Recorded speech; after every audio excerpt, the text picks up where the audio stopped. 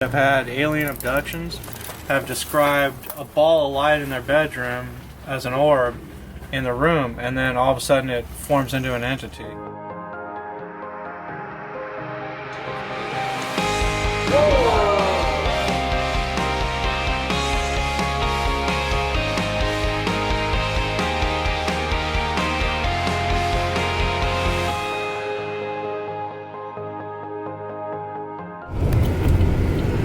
Hey, Frankie.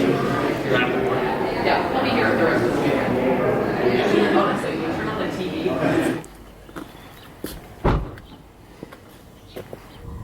Hey, how's it going? Good. You gotta be Jeff. Hey Jeff, you know I had to do this, buddy. Yeah. Like you expected that, right? How you doing? Hey, right here. Okay. And I didn't know if you wanted to just shoot video while we're here, We love footage. so I usually will set my camera up. So have you gotten a chance to see anything lately? I did see some stuff just the other day, but I wasn't able to get it on video because it's autofocus. Sometimes when I switch to manual and try to zoom, it gives me problems. It tries to focus in on foreground stuff when you're trying to shoot into an infinity, and it blurs it, and you can't tell what it is, so it ends up a blurry object a lot of times. But most of the time I can get them in focus and get some pretty good video of it. Cool. Geez, I thought we saw the first one. There's a little black thing going by. Oh, that bird? Yeah. Sometimes birds, sometimes UFOs look like birds, and sometimes birds look like UFOs. Yeah. A lot of times we get these stationary objects that just sit there for a long time and barely move, and then there's other times where it's like moving across the sky at a certain speed, and I hate those ones on the tripod because you're like, you can't do it. It's You can't do it. impossible. Okay, so I'm going to show you guys some clips. So, I usually videotape, stuff in the sky outside my backyard, and so I've shot like thousands of hours of video of UFOs, and like here's a clip of a saucer that was over my house, and I'll freeze frame it here, and what you can see here is a dome disc shaped object that's hovering, going real slow over my house in broad daylight. And that's what I was trying to tell you guys before. I mean, sure, like there's a lot of UFOs in the skies, but people don't realize that if you look during the daytime, you'll see UFOs in the daytime. Just as many in the daytime? And as many as at night. But I get most of my footage is daylight footage. Only a small percentage of my footage is nighttime footage, but the nighttime footage I do get is really spectacular. It's amazing. Question for it. It looks like it's shining on the one side. Yeah. Is that it's the sun reflecting the shining? sun off of it. Exactly. So in this case, this is an actual physical object, as opposed to some of these orbs, which may be energy, would you say? Yeah, the orbs could be energy, and what's weird about the orbs is people that have had alien abductions have described a ball of light in their bedroom as an orb in the room, and then all of a sudden it forms into an entity, or it becomes an entity, and then when it leaves it becomes a ball, an orb, and it flies out the window or through a closed window. These other beings have described as moving through walls or doors, and they vibrate the theory is they vibrate their molecules in their body, and they're able to go through closed surfaces. And do you by feel speeding up that? their energy And do you feel that there's any connection here with so-called time travel, with so-called wormholes? Yeah. That they can go through this energy into a different. Yeah, some of these craft may be time travelers. I mean, they may not all be extraterrestrial or ET. For instance, that one looks like a saucer, of course, but this one is one of the orbs that I filmed. It's like a white ball of energy. And here's an egg-shaped object where you can kind of see structure. This is a different type of craft. So almost every time you film a UFO, it's always a different object. These ones are black ones that I tape.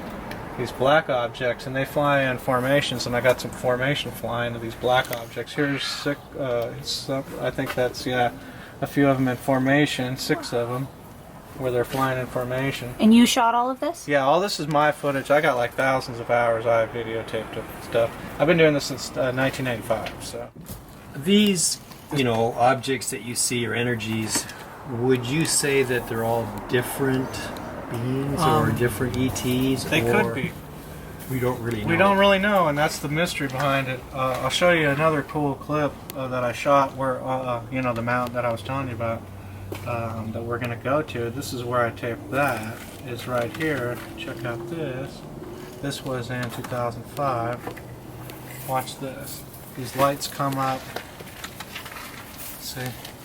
They look See how they skip across like that? There was 4 of them, and then it disappears, and then it's going to show up way over here. Oops. It's right there. Oh yeah, See they just that? kind of turn on over there. But see, if you hear this, It's going to do the ricochet. I'll let you hear the whole audio here. Check this out. You'll see kind of the excitement of it. Whoa, I'm getting a series of lights right there. I got it. It's moving. You got it, Pat? Damn it. Yeah, right in the clouds. Yeah. Dude, I got 5 lights going left, just like the Josh thing. Sweet. I got it on tape, and it was recording. Oh, there it is, over the left. Wow. Jump way. Watch it, Pat. It's going to do the I ricochet. gotta switch to manual focus. See, so And what do the experts or the officials attribute this to? well, we called. Flares? Well, yeah, we called Luke Air Force, and we're like, "Were you dropping flares in this time in this area?" And they're like, "No, we weren't." And so we told them, "Well, we got some weird objects on video," and they're like, "Well, we don't know what you're talking about." And they don't want to get involved. No, It's just too much. But what's weird is we saw an F-15 circle the area after we saw this event. Like it was like So they circle. knew all about it. Yeah, they just can't must say have anything had- to the public. Exactly. And I'll show you this one because this is interesting. This one starts out. I'm on the roof of my house. This was a different house, and it starts out as 2 lights over the neighborhood. This is like almost at house level, like a little bit above house level. Probably see there's a street light right there, and then the objects are up here. So you know, they're in the distance. I'd say a couple 100 feet off the air or off the ground, of course. And then this one light to the left is going to disappear altogether, and there's only going to be 1 light left. And then after that, this thing turns into like a triangle and like starts doing this weird stuff. How do you feel like you've gotten quite a bit of footage? Right. What do you feel has put you in a position personally to be able to capture this sort of thing on video?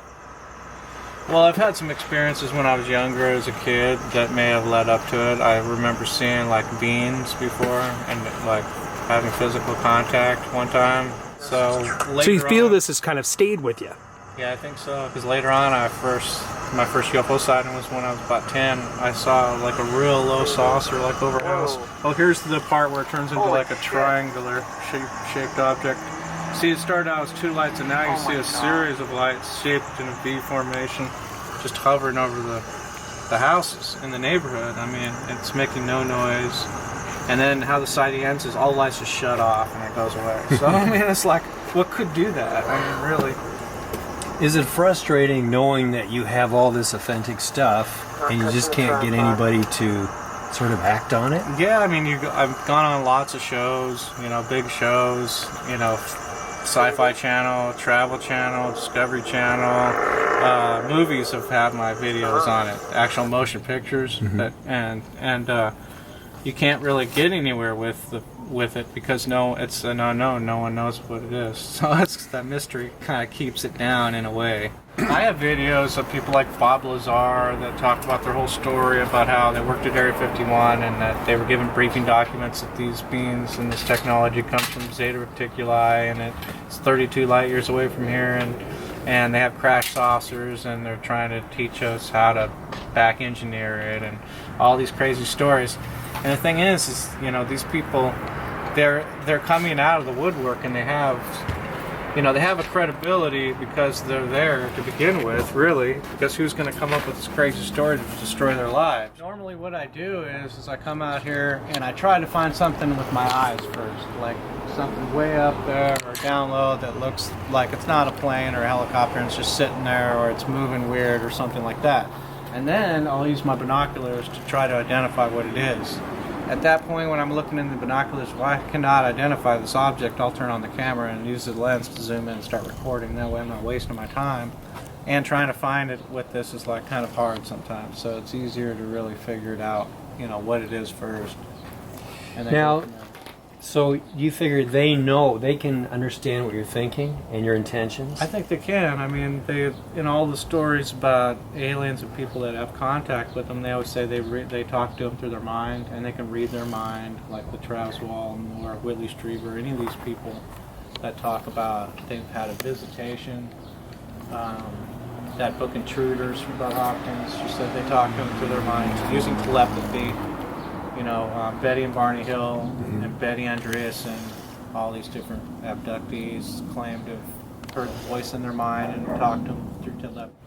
A lot of times I think they're like just trying to tell me that they're answering back saying, yes, we're here, you know. They're acknowledging They're you? acknowledging that I am asking it, is there, you know, there's something up there, you know, can you show me again? And then there it is, you know, type of thing. Like, I started studying UFOs through different books and different, you know, everything I can get on the subject, try to figure out what it is, and then still there was no real solid evidence, and then I searched for it on my own with my camera and pointed at the skies, and that's when I found the answers. They come again, just like they did when I was younger, to show me the, you know, that they're physical. I've had incidences in that room up there a few years ago where I was taking a nap in the middle of broad daylight, like 12:30 in the afternoon, and I got like sleep paralysis, and I like got, of course, you try to break out of it, and as soon as I broke out of it and my eyes opened, I saw the typical gray alien's face 2 inches from my face staring right at me with big black eyes. It was like kind of it was like gray. The skin was like you could see like veins in its face, and it looked like a frog, like the skin of a frog. I mean, it was real, and he only. Did you touch him? He only was there for like not even a second. Like boom, they're gone, like that fast. Going into another dimension They somehow. teleported back to where they came from, or maybe there was a ship up there, or whatever. And it was almost their way of saying that that relationship I had when I was a kid and that stuff is related to them now, and that's what these things are. I just like, you know, I'd like to say that I'd like people to go out and, you know, do it for themselves. You know, get a camera, get interested in sky watching and trying to get the best evidence on tape that we can get, because sooner or later, if we get all of our videos together, maybe we can go to Congress and, you know, try to push some sort of disclosure and say, hey, you know, we all got videos of these weird things. You can't say they're not real. So